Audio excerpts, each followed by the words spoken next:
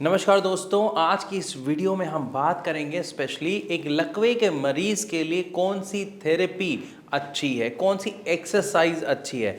क्या उन्हें फिजियोथेरेपी लेनी चाहिए, क्या उन्हें घर पे एक्सरसाइज करनी चाहिए, क्या उन्हें ऑक्यूपेशनल थेरेपी लेनी चाहिए, क्या उन्हें मालिश करवानी चाहिए, किस चीज़ से उनको बेस्ट रिलीफ मिल सकता है, किस चीज़ से उनके अंदर रिकवरी हमें देखने को मिल सकती है, किस चीज़ से हमारा वो जो पेशेंट है वो चलना फिरना उठना बैठना बातें करना दोबारा शुरू कर सकता है। आज की वीडियो में हम यही जानेंगे और कैसे ये पॉसिबल होता है। लेकिन इसको जानने से पहले आपको एक चीज़ समझनी पड़ेगी कि ये जो लकवा हुआ, जो पैरालिसिस का अटैक आया, ये क्यों आया। क्योंकि हमारे दिमाग में जो न्यूरॉन्स होते हैं, यानी जो पतली पतली वायर होती हैं, उनमें क्या होता है, उन्हें ब्लड होता है, ब्लड सर्कुलेट कर रहा होता है। लेकिन जब ब्लड के किसी क्लॉट की वजह से जहां पर उसने आगे ब्लड को फ्लो करना रोक दिया, तो वहां पर क्या होता है, दिमाग आगे काम करना बंद कर देता है, या ये कहा जाए कि दिमाग को अपना खाना मिलना बंद हो जाता है। और दिमाग का खाना होता है ऑक्सीजन।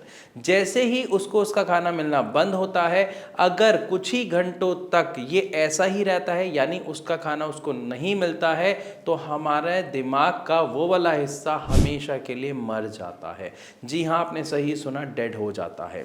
अब अगर वहां पर वो जो क्लॉट फंसा था वो निकल भी जाए, तो भी आपका वो हिस्सा दोबारा जिंदा नहीं होता है, जिसके कारण समस्या का सामना उस पेशेंट को करना पड़ता है जिसको पैरालिसिस का अटैक आया था। लेकिन अब जब ऐसी कोई कंडीशन आ गई, तो इसमें हम क्या कर सकते हैं, मैं आपको आसान एक एग्जाम्पल के साथ समझाने की कोशिश करता हूँ।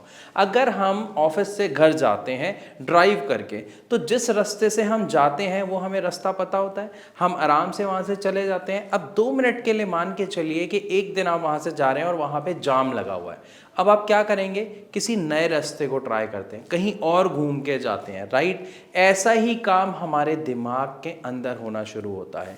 हमारे दिमाग का वो हिस्सा जो हमारे शरीर को चला रहा था, हमारे हाथ पैर के अंदर एक्टिविटी ला रहा था, हमारी बॉडी का बैलेंस संभाल रहा था, उस काम की ट्रेनिंग दिमाग के दूसरे हिस्से को दी जाती है। लेकिन अब फिर मैं दोबारा उसी एग्जाम्पल को कंटिन्यू करूंगा। जब आप किसी नए रास्ते पे जा रहे हैं, लेकिन यहां पर सवाल उठता है, जिस रास्ते से आप रोज आ रहे हैं, क्या वही स्पीड आपके नए वाले रास्ते पे भी रहेगी?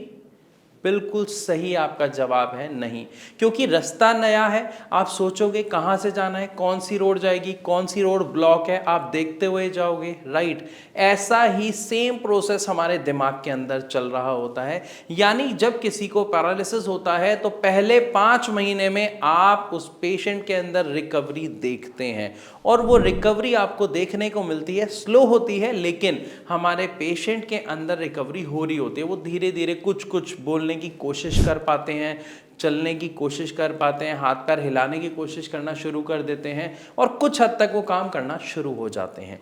लेकिन यहाँ पर फिर वही बात आ रही है कि जब ये चीज़ हो रही है, स्लो हो रही है, अब इसको क्या फास्ट नहीं किया जा सकता, पहला सवाल। और दूसरा, उनके लिए किस तरीके से ये काम फास्ट किया जा सकता है, यानी कौन सी थेरेपी उनके लिए बेस्ट है। तो यहाँ पर ज़्यादातर जब किसी पेशेंट को पैरालिसिस होता है, अगर आपके परिवार में कोई है, या भगवान ना करे किसी को पैरालिसिस हुआ है, तो आपको ये एक्सपीरियंस होगा कि डॉक्टर वहाँ पे आपको सबसे पहले बताते हैं फिजियोथेरेपी। अब फिजियोथेरेपी क्या है, वो आपके ब्रेन की एक्सरसाइज नहीं है। फिजियोथेरेपी आपकी मसल्स की एक्सरसाइज है। वहाँ पे आप हाथ पैर की एक्सरसाइज करते हो, उन्हें हिलाना सीखते हो। नो डाउट उसका बेनिफिट आपको कुछ हद तक देखने को मिलता है, लेकिन ज़्यादा नहीं मिलता है। इसलिए बहुत सारे लोग फिजियोथेरेपी को ज़्यादा टाइम तक रेगुलर नहीं रखते हैं, और वो जल्द ही उसका कोई दूसरा अल्टरनेट ढूंढते हैं। और दूसरा अल्टरनेट उन्हें सुनाई देता है, लोगों से सुनने में आता है, मालिश करो, हाथों पैरों में जान आएगी और आपका पेशेंट ठीक हो जाएगा। लेकिन वो ऐसा भी करते हैं, गरम तेल से मालिश करते हैं, रगड़ रगड़ के मालिश करते हैं, बट पेशेंट के अंदर अगर हम बात करें इंप्रूवमेंट की, तो कुछ खास इंप्रूवमेंट उन्हें देखने को नहीं मिलती है, राइट। अब ऐसा क्यों हो रहा है, आप इसको समझे सोचे बगैर ही बस सुनी सुनाई बातों पर काम करना शुरू कर देते हैं। देखो, अभी मैंने आपको बताया, जो पैरालिसिस हुआ, जो लकवा हुआ, वो किस कारण से हुआ। हाथ में कोई दिक्कत आई, पैर में कोई दिक्कत आई, उंगलियों में कोई दिक्कत आई? नो। कहाँ पर दिक्कत आई? ब्रेन में। ब्रेन में क्लॉटिंग हुई थी और ब्रेन का वो हिस्सा क्या हुआ, मर गया। तो दूसरा हिस्से को ट्रेनिंग दी जा रही है, अब वो सीख रहा है, वो स्लो सीख रहा है। अगर हम उसे फास्ट सिखाना है तो यहाँ पर आपको कुछ असिस्टेंस की, कुछ बूस्ट करने की, कुछ डॉक्टर्स की हेल्प की ज़रूरत पड़ती है। क्योंकि जब आप उस प्रोसेस को थोड़ा सा बूस्ट करोगे तो वहाँ पर आप देखोगे कि आपके पेशेंट के अंदर रिकवरी काफ़ी अच्छी देखने को मिल रही है। लेकिन बात फिर वहीं आ रही है कि ऐसी कौन सी थेरेपी है जिससे हमारा पेशेंट के अंदर की जो रिकवरी है वो फास्ट हो जाए। और सबसे ज़्यादा हमें देखने को क्या मिलता है कि जो पैरालिसिस का पेशेंट होता है वो चिड़चिड़ा हो जाता है, वो गुस्से में रहने लगता है। अगर आप उन्हें एक्सरसाइज के लिए कहते हो तो वो अवॉइड करते हैं, वो लड़ते हैं, वो गुस्सा दिखाते हैं आपको, क्योंकि उनके शरीर में पहले ही कमज़ोरी होती है, वो कोशिश नहीं कर पा रहे होते हैं, खाना प्रॉपर नहीं खा पा रहे होते हैं। तो इन सब के बीच में कौन सा वो सही तरीका है, अब हम उसे समझते हैं। देखिए, सबसे पहली चीज हमें एक राइट एक्सरसाइज का चुनाव करना है। और राइट एक्सरसाइज में अगर मैं सबसे पहले बात करूं तो वो है चलना। क्योंकि जब एक पैरालिसिस का पेशेंट चलता है, ध्यान से समझिएगा, अगर मैं आपको कहता हूं चलना, आप कहोगे इसमें कौन सी एक्सरसाइज है, क्योंकि चलना हमारे लिए वो बहुत आसान है, बट एक पैरालिसिस के पेशेंट के लिए वो उतना ही मुश्किल है। आप 2 मिनट के लिए एक काम करिए, बैठिए और उसके बाद सिर्फ खड़े होइए और एक कदम आगे बढ़ाइए। आप महसूस करेंगे बैठने से लेके खड़े होने तक और फिर आगे कदम बढ़ाने तक आपकी थाई की मसल, आपकी कमर से बैलेंस, आपके ऊपर वाले धड़ का प्रॉपर बैलेंस, आपके पंजों की मूवमेंट, आपके एंकल की मूवमेंट, हर एक चीज़ की एक्सरसाइज इसमें इंक्लूड है, राइट। तो यही तो एक्सरसाइज हमें चाहिए, एक ऐसी एक्सरसाइज जो आपकी पूरी बॉडी के सहयोग से हो और जिसमें आपके पूरी बॉडी के मैक्सिमम पार्ट्स की एक्सरसाइज ऑटोमेटिकली हो जाए। लेकिन अब यहाँ पे फिर एक सवाल आता है कि चलना ही तो सबसे मेन चीज़ है, यहाँ पर हम अपने पेशेंट को चलना कैसे सिखाएं। देखिए, अगर आप उन्हें ज़बरदस्ती करेंगे कि हम आप चलिए तो वो नहीं चलेंगे, वो गुस्से में पहले ही रहते हैं, चिड़चिड़े पहले ही रहते हैं। तो हमें यहाँ पर एक ऐसी थेरेपी का चुनाव करना है जो उनके लिए इंटरेस्टिंग हो, जो उनके लिए होप लेके आए, जो उनके अंदर पॉजिटिविटी लाए। मैं एक एग्जांपल देता हूँ। मान लेते हैं जो पेशेंट है जिसको पैरालिसिस हुआ, उनकी एज 50-55 है। तो आपके घर में अगर कोई छोटा बच्चा है तो उन छोटे बच्चों से हमारा इमोशनल टच होता है, राइट। अब अगर वो छोटा बच्चा, उन्हें एक हल्की सी बॉल आती है ना, अगर वो बच्चा बॉल देता है और वो कहता है ये बॉल आप मेरे को दीजिए, बैठे हैं वो जो पेशेंट है वो बैठे हैं, जब बच्चा उन्हें कहेगा ना तो वो 1 बार 2 बार 3 बार, बच्चे की क्या आदत होती है, वो जिद करता है। वहाँ जिद करने में क्या होगा, उस पेशेंट के इमोशंस उससे जुड़े होंगे, जिसकी वजह से आपके कहने पे जो वो काम नहीं कर रहे थे वो उस बॉल को थ्रो करने की कोशिश करेंगे, राइट। और वो अपनी मर्जी से करेंगे। और अगर उन्होंने बॉल को होल्ड किया, बॉल को थ्रो किया, उनके हाथों की पूरी एक्सरसाइज हो गई, उनके शोल्डर की एक्सरसाइज हो गई।